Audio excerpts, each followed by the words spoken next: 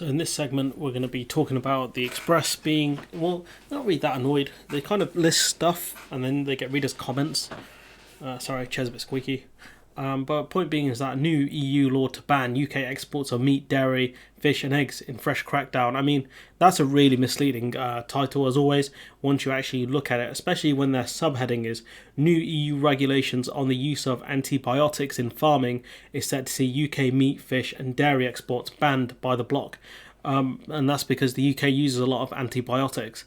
This is a move aimed at third countries, not just the UK, which the Express will make you believe that the UK is the only third country to the EU, which is crazy. But why the EU are doing this, we'll talk about it in a bit. It's to do with certain types of farming measures and antibiotics. I guess the EU can't monitor third countries. So their best case scenario is to ban certain things where that trust doesn't exist. The new EU law came into force on Friday, January the 28th, and aims at banning all forms of routine antibiotic use in farming, including preventative treatment. Now, preventative treatment is a good thing, but I suppose the EU would have their reasons for being concerned about maybe third country methods of preventative treatment. So I'll give the EU a pass here.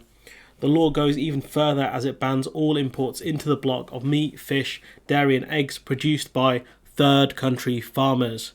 The Express wanted to be a third country. Now it's angry about the rules around third countries. If we're still a member of the EU, this wouldn't impact us at all. But here we are. The UK, farmers who still recur to the use of antibiotics. As the practice is still widely adopted in the UK, British farmers could soon see their products banned on the continent. And what's funny here is there's no mention of this ban being on EU farmers. So once again, it shows you that Brexit has actually added more red tape to farmers than it has taken away. So it's just a joke that the Express ran with this. Now they're furious at the way the UK is being treated as a third country, despite the fact that we're a third country. It comes as campaigners in the UK lost a bid to bring a High Court claim against the government over allegations it has failed to protect the public from the health risks posed by intensive farming. So they talk about a specific kind of illness here. I googled it and it's scary, especially given light of the pandemic and the rumours around bats. So zoonosis, zootonic disease or zoonoses, is an infectious disease that is transmitted between species from animals to humans, or from humans to animals, which, given light of what's happened over the last couple of years, very scary. But point being is that, look, the UK are failing to protect the public from this stuff, zootonics, or whatever it's called, and the EU evidently seem to be trying to do a better job of protecting people in the EU from this stuff, at least from third countries.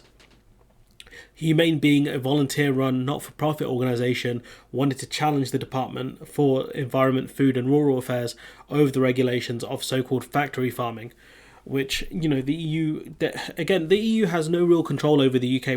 What it can do is protect its own borders. And so point being is that if the EU want to ban third country goods that don't fall to a certain standard, they can do that.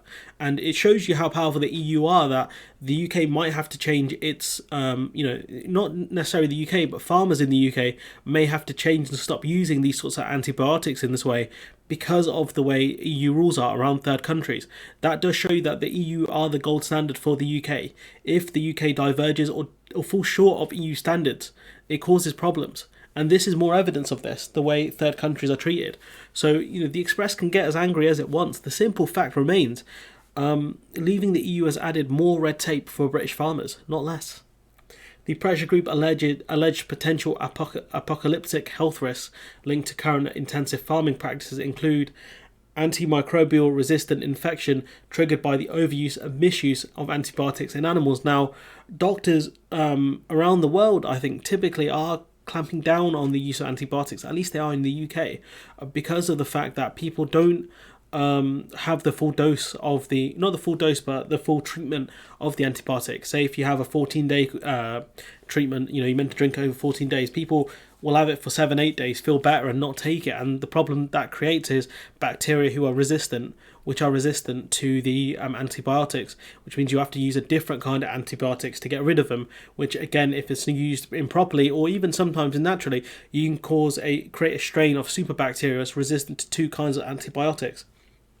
And, in this article, this farm group, specifically note the overuse and misuse of antibiotics that are causing the problems. It claimed other health threats include the spread of zoonotic disease, such a strange word, to humans from livestock, and, global emissions and blah, blah, blah, other stuff that is a byproduct of farming, intensive farming generally.